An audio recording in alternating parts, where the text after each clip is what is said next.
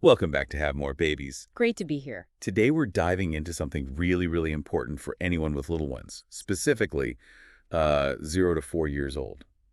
We're talking about falls. Yeah, keeping them safe. It's a huge topic. It really is. I mean, it's such a dynamic time for them, isn't it? Learning to move, exploring everything. Absolutely. Pulling up, walking, climbing, it's all part of development. But that development comes with risks. We were looking at some CDC data from 2016, I think. That's right. And it said falls are actually the #1 cause of non-fatal injuries for this age group. It's true. And, that same report showed it's the leading cause for kids right up to 19, actually. Non-fatal injuries, that is. Wow, up to 19. So it starts young and stays a risk. It does, though the types of falls really shift as they get older. Right. And to help us navigate this for the little ones, the 0 to 4s, we've been digging into some really practical advice from Omega Pediatrics. Oh, yeah, they're based in Roswell and Alpharetta, right? Exactly. They have some great tips for parents. So our goal today is really to pull out the key things, the actionable steps you can actually take. Sounds good, because when you look at that 0 to 3 group specifically, the variety of falls is, well, it's quite something. It's not just playgrounds. No, I mean, playgrounds are definitely on the list. Play equipment, but also windows, which is quite scary. Definitely. Stairs, obviously. Bikes, tricycles, even just furniture. Furniture, like everyday stuff. Yeah, chairs, beds, tables, anything they can climb on, basically. It just shows how vigilant you need to be just around the house. And Omega Pediatrics also mentioned something about what's under the play areas, didn't they? The surface matters. Hugely, yeah. A soft landing surface can make such a difference if they do take a tumble. So thinking ahead about the impact. Exactly. Proactive thinking.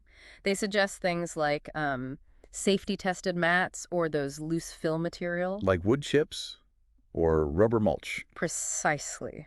Stuff that absorbs the shock under swings or slides. Okay, that makes sense. Now, Omega Pediatrics had a whole list of tips. One was about communication. How exactly do you talk safety with a toddler? Seems tricky.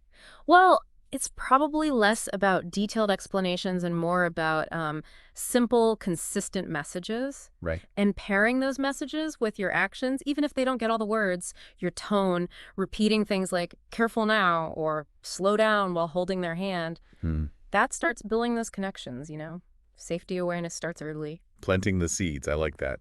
They also mentioned teaching the feet first way off furniture. Yes, that's a great one. Really practical. How does that work? You basically just show them, instead of jumping or sliding off head first, teach them to turn around, sit, and slide down feet first. Oh. It can really cut down on those bumps and bruises, especially head injuries, from falling off a sofa or a low bed, giving them a tool. A tool to protect themselves. Okay. Let's loop back to the environment inside the house. Soft surfaces outside. But what about dangers indoors? They mentioned locking doors. Yeah, doors to dangerous areas, like doors leading outside to a street or maybe a basement staircase. Seems obvious, but easy to forget in the rush. So easy. But you imagine that scenario, a child getting out an unlocked door near traffic. It hammers home why it's critical. A simple lock, a latch. A barrier. Exactly. And related to that, removing furniture from in front of windows. Oh, right.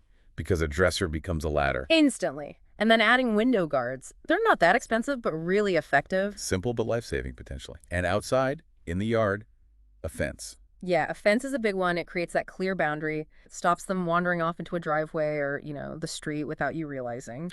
Okay, so we're doing all this prevention, but falls still happen sometimes, right? What did Omega Pediatrics say about responding? They were very clear on this. If it's a serious fall or if the child just isn't acting normally afterward. Like seems drowsy or vomits or just isn't themselves. Exactly. Get medical advice. Call the doctor. Don't wait. Because sometimes injuries can actually get worse over time, not better immediately. That's a crucial point.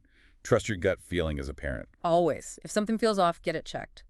And back to prevention at home, just that constant supervision. Especially around furniture. Yes. Chairs, beds. Kids love to stand and jump on them, so firm guidance, close supervision. Okay, let's talk about specific gear.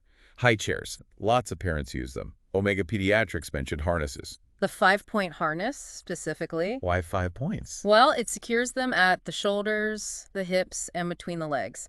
It spreads out any force if they try to wriggle or stand up. Much harder to fall out than with just a lap belt. Makes sense, but even with the harness, You still need to watch them closely. Stop them trying to stand up in it. Supervision is still key. always comes back to supervision.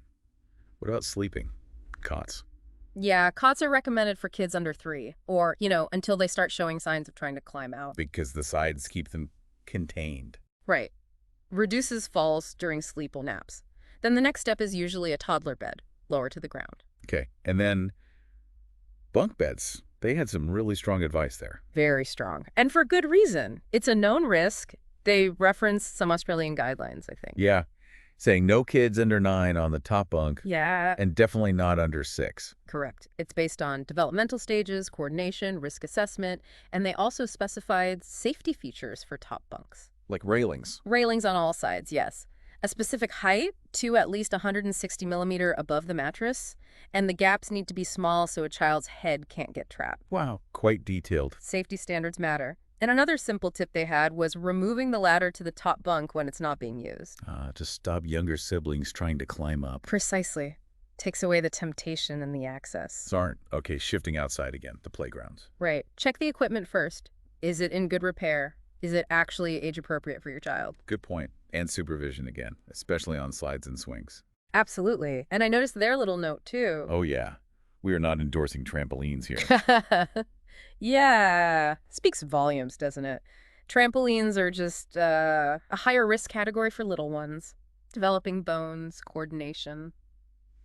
It's tricky. Understood. What about just walking around? Stairs, escalators, What's their hand? Teach them to use the handrail. Simple but effective. and wash hands after. Good reminder. Always. Especially after touching handrails. Okay, transportation, bikes, scooters, Helmets. Always. No debate. properly fitted helmets. Essential for bikes, tricycles, scooters. It's the best way to protect their head if they fall. Even if they're just riding with an adult, like in a seat on the back. Yep, rear-mounted seat, and they still need their own helmet. Non-negotiable. Got it. They also mentioned tree climbing, which kids love. Yeah, it's about managed risk there. Not necessarily banning it, but teaching them how high is safe to go, how to get down safely. And always with an adult watching. Always. Guiding that natural, adventurous spirit safely. And one last crucial point they made was about children with disabilities. Yes. They might need extra attention. More tailored supervision strategies for fall prevention. It requires specific thought. This has been incredibly thorough. It's clear Omega Pediatrics in Roswell and Alpharetta have really thought this through. They seem like a great resource. And helpful, too, with those extended hours until 9 p.m. weekdays and the telemedicine options. That's a real plus for parents. Definitely makes accessing care easier. So I guess the big takeaway is just be proactive. Keep looking at your child's world through their eyes, thinking about potential hazards. Constantly reassessing. They mentioned a kid-safe home safety checklist in the source material, which sounds like a really practical idea. It's something parents could actually use to walk through their home. Yeah, make it a regular thing. Build that safety mindset. Absolutely. And look, for everyone listening, if you want much more detail, more resources on keeping your little ones safe and healthy, you should definitely visit omegapediatrics.com. They have a lot of information right there on the website. Loads of valuable stuff for parents and caregivers. So, omegapediatrics.com. Check it out. Thinking about all this, it raises a question for me. Kids change so fast, right? Their abilities, their interests. 1 minute they can't read something, the next minute they can. Exactly. So how often should we really be reassessing our homes for fall risks? Is it every few months? Every time they hit a new milestone? That's a really good question. Something for everyone to think about. How often they need to do that safety sweep. Definitely food for thought. Well, if you found this discussion helpful today, please do give this video a like and subscribe to the channel. We have more great topics coming up. And share it. Share it with other parents, caregivers, anyone with young kids. Please do. Thanks so much for joining us on Have More Babies. Yeah, thanks everyone. See you next time.